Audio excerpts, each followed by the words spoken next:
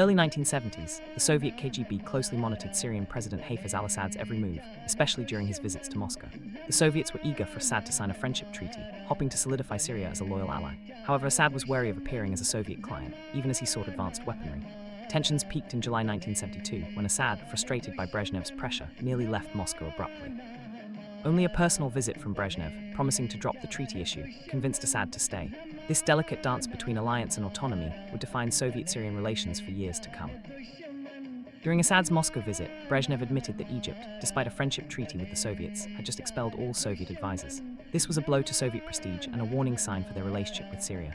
Assad, however, resisted similar pressure from Egypt's Sadat to expel Soviet advisors from Syria, publicly stating, "They are here for our own good."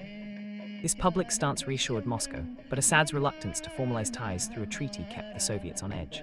The balance between dependence on Soviet arms and maintaining Syrian independence was a constant theme in their interactions.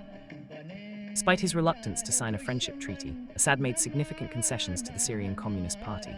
In March 1972, the party was allowed to join the Ba'ath-dominated National Progressive Front, granting it de facto legality. The communists were also permitted to publish a newspaper, Nidal al-Shab. These moves strengthened the party's position, but also deepened internal divisions, especially between the longtime leader Khalid Bakdash and the rest of the Politburo, who resented his autocratic style and Moscow's support for Assad. Khalid Bakdash, the dogmatic leader of the Syrian Communist Party, faced mounting opposition from within his own ranks. While he was in Moscow for medical treatment in April 1972, his critics accused him of Stalinist methods and personality cult. The Soviet Union intervened, hosting both factions in Moscow to resolve their differences. Though Pravda reported a warm, friendly atmosphere, the reality was a fragile truce. Bakdash managed to outmaneuver his opponents, reaffirming his loyalty to both Moscow and Assad, but the internal rift continued to complicate Soviet policy in Syria. KGB's most successful operation in Syria involved the penetration of the Syrian embassy in Moscow. The Soviets bugged offices, intercepted diplomatic bags, and even opened personal letters marked most secret. Their meticulous attention to detail ensured that tampering went undetected. The files reveal the codenames of 34 agents and contacts, mostly Soviet citizens, used in these operations.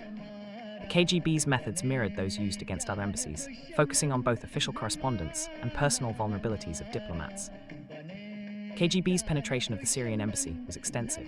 Agents reported on the personalities and opinions of diplomats, sometimes including trivial details like the ambassador's plans to send a piano home. Soviet female employees were tasked with assessing the vulnerability of Syrian diplomats to sexual seduction, and currency exchanges on the black market were used as leverage.